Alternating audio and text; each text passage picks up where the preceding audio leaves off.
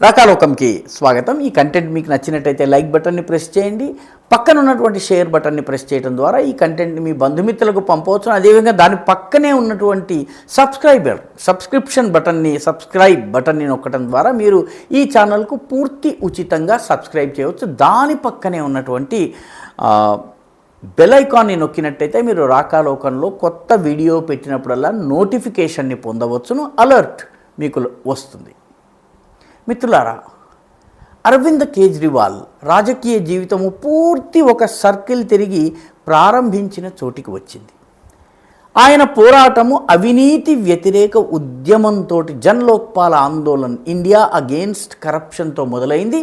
పూర్తి సర్కిల్ తిరిగి India against corruption అధినేతగా ఈ ఉద్యమానికి ఐకాన్గా నిలిచినటువంటి అరవింద్ కేజ్రీవాల్ అవినీతి కేసులో అరెస్టు కావడం, ఇప్పటికైతే ఆయన నిందితుడు, పూర్తిగా దోషిని రుజువు కాలేదు.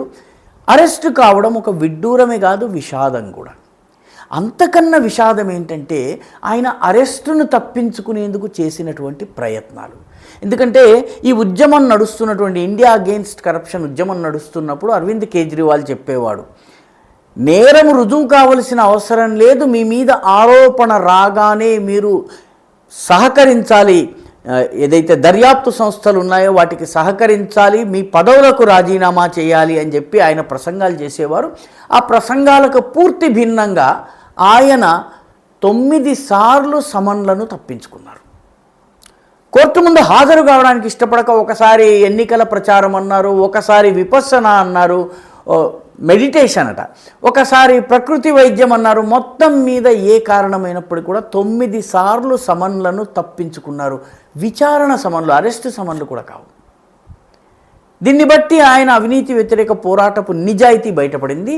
చిట్ట చివరికి హైకోర్టు ఆయనకు ఎలాంటి రక్షణ కల్పించేది లేదని స్పష్టం చేసి కుండబద్దలు కొట్టిన తరువాత ఈడీ ఆయన ఇంటికి వచ్చిన తర్వాత 3-4 గంటల డ్రామా తరువాత ఢిల్లీలో రాస్తారోకోలు చేయించేందుకు, ఒక రకమైనటువంటి లా అండ్ ఆర్డర్ సిచ్యువేషన్ని సృష్టించేందుకు, ఆయనని తీసుకెళ్తుంటే మొత్తం అంతా కూడాను ఢిల్లీలో అల్లకల్లోలం సృష్టించేందుకు అన్ని ప్రయత్నాలు చేసి అంత విఫలమైన తరువాత ఆయన అరెస్ట్ అయ్యారు.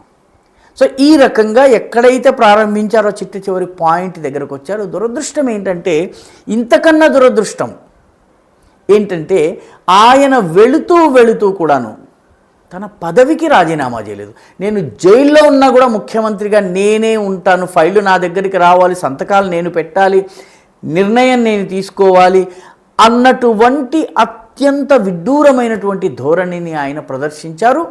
ఈ ప్రదర్శన ద్వారా ఆయన లాలూ ప్రసాద్ యాదవ్ కన్నా, గడ్డి కుంభకోణంలో ఇరుక్కున్నటువంటి లాలూ ప్రసాద్ యాదవ్ కన్నా, అవినీతి కేసులో ఇరుక్కున్నటువంటి జయలలిత కన్నా, మైన్స్ లీజుకి సంబంధించినటువంటి కేసులో అరెస్ట్ అయినటువంటి హేమంత్ సోరెన్ కన్నా, ఈ ముగ్గురు కూడా ట్రెడిషనల్ పొలిటీషియన్స్, వీళ్ళ ముగ్గురి కన్నా విడ్డూరమైనటువంటి ప్రవర్తన ఆయన కనబరిచారు.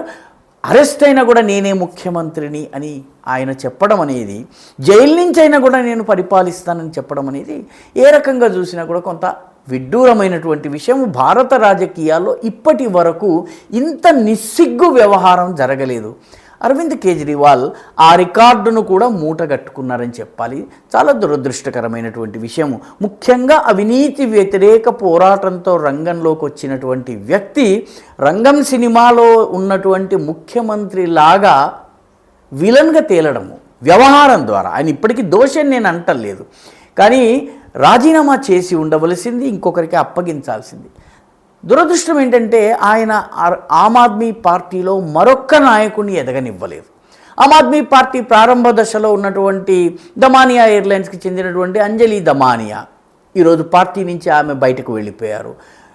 యోగేంద్ర యాదవ్ ఆయన ఈరోజు పార్టీలో లేడు. కుమార్ విశ్వాస్ ఆయనతో పాటు ఉద్యమం ప్రారంభించిన వ్యక్తి ఈరోజు పార్టీలో లేరు. ఆశుతోష్ సీనియర్ జర్నలిస్టు ఆయన పార్టీలో లేరు. కాబట్టి పార్టీలో ఉన్నటువంటి సీనియర్ నాయకులందరూ పార్టీ బయటకు వెళ్ళిపోయారు. ఇంతమంది నాయకుల్ని పార్టీ నుంచి బయటకు తరిమివేసి కేవలము ఏకఛత్రాధిపత్యం నడిపించినటువంటి అత్యంత నిరంకుశ నాయకుడు ఎవరైనా ఉంటే అరవింద్ కేజ్రీవాలే. తమాషా ఏంటంటే ఆయన క్యాబినెట్లో కీలకమైనటువంటి 3 మంత్రులు ఇప్పటికే రాజ్యసభ ఎంపీ సంజయ్ సింగ్ ఉన్నారు, మంత్రి అయినటువంటి సత్యేంద్ర జైన్ ఉన్నారు, అదేవిధంగా ఉప ముఖ్యమంత్రిగా ఉన్నటువంటి ఆయన కుడిభుజమైనటువంటి మనీష్ సిసోదియా ఇప్పటికే జైల్లో ఉన్నారు. ఆయనకి బెయిల్ కూడా రావడం లేదు, న్యాయస్థానాలు ఇవ్వడం లేదు. ఇప్పుడు అక్కడికి అరవింద్ కేజ్రీవాల్ కూడా వెళ్ళిపోయారు.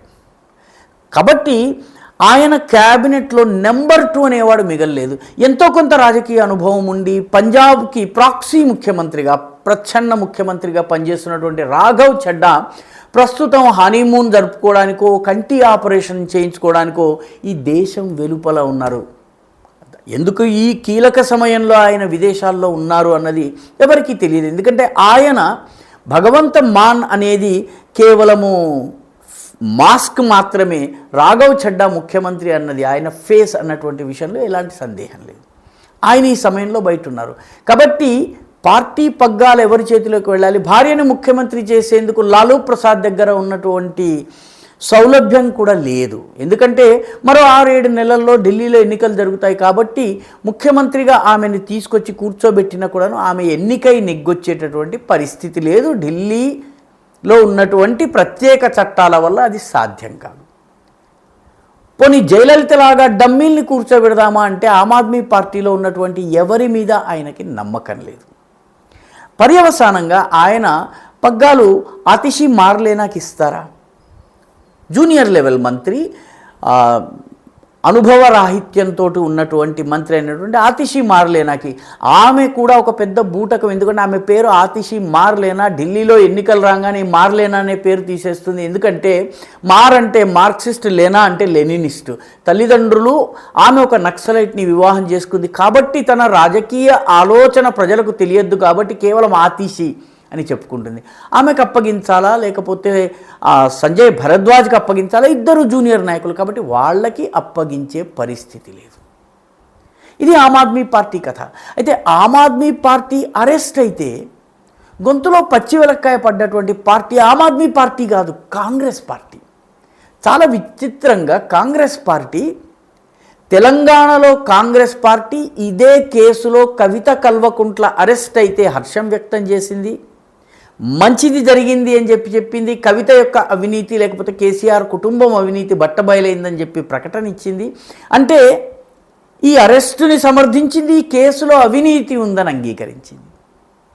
ఢిల్లీ యూనిట్ ఏదైతే ఉందో అది మాత్రము ఈ కేసులో వేధిస్తున్నారు అరవింద్ కేజ్రీవాల్ని. ఈ కేసు బూటకము, ఆయనని విడుదల చేయాలి, అసలు లిక్కర్ స్కామ్లో ఎటువంటి అవినీతి లేదు అని చెప్తోంది.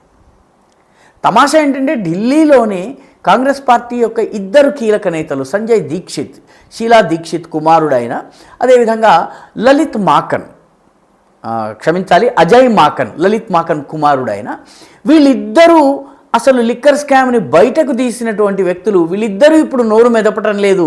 కాంగ్రెస్ పార్టీ మాత్రం అరవింద్ కేజ్రీవాల్ని సమర్థిస్తోంది. పొరుగునే ఉన్న పంజాబ్లో కాంగ్రెస్ పార్టీ అరవింద్ కేజ్రీవాల్ అరెస్టు పట్ల హర్షం వ్యక్తం చేస్తోంది. ఒకే కాంగ్రెస్ పార్టీ పంజాబ్లో ఒక రకంగా స్పందిస్తోంది, తెలంగాణలో ఒక రకంగా స్పందిస్తోంది, ఢిల్లీలో ఒక రకంగా స్పందిస్తోంది. కవిత అరెస్టు సబబు అని తెలంగాణలో ఉన్నటువంటి కాంగ్రెస్ పార్టీ గనక ఎన్నికల వేళ ప్రకటిస్తే బీఆర్ఎస్ కాంగ్రెస్ ఒకటేనన్నటువంటి భావం బలపడుతుంది. రెండు కుమ్మక్కై ఉన్నాయన్నటువంటి భావం బలపడుతుంది. కాబట్టి తెలంగాణలో కాంగ్రెస్ వేరే గొంతులో మాట్లాడుతుంది.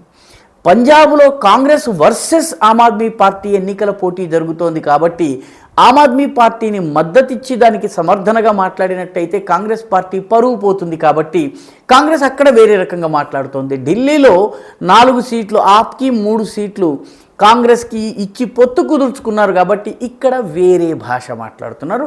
కాంగ్రెస్ పార్టీ అధికారికంగా దేశమంతా ఈ కేసులో ఒకటే స్టాండ్ మీద ఉండగలుగుతుందా? తెలంగాణలో కానీ, పంజాబ్లో కానీ, ఢిల్లీలో కానీ ఒకే స్టాండ్ ఉండగలుగుతుందా?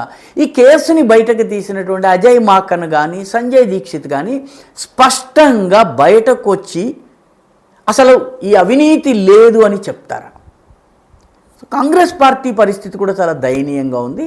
ఎందుకంటే ఒక్కొక్క రాష్ట్రంలో ఒక్కొక్క పార్టీ అరవింద్ కేజ్రీవాల్ అరెస్టుని సమర్థించాలా, కవిత అరెస్టుని సమర్థించాలా వద్దా తేల్చుకోలేనటువంటి పరిస్థితిలో ఉంది. మొత్తం మీద సరిగ్గా ఎన్నికల సమయంలో ఈ అరెస్ట్ రావడం అనేది కాస్త ఆశ్చర్యం. ఎందుకంటే రాజకీయాలు తెలిసిన వాళ్ళు ఎవరైనా కేజ్రీవాల్కి సానుభూతి రాకూడదు కాబట్టి ఇలా ఈ టైంలో అరెస్ట్ చేయరేమో అని అనుకున్నారు. కానీ దాంతో సంబంధం లేకుండా ఈడీ ఎన్నికల వేళ ఆయనని అరెస్ట్ చేసింది. దీనివల్ల కేజ్రీవాల్ సానుభూతి పొందగలరా అన్నది ఒక ప్రశ్న.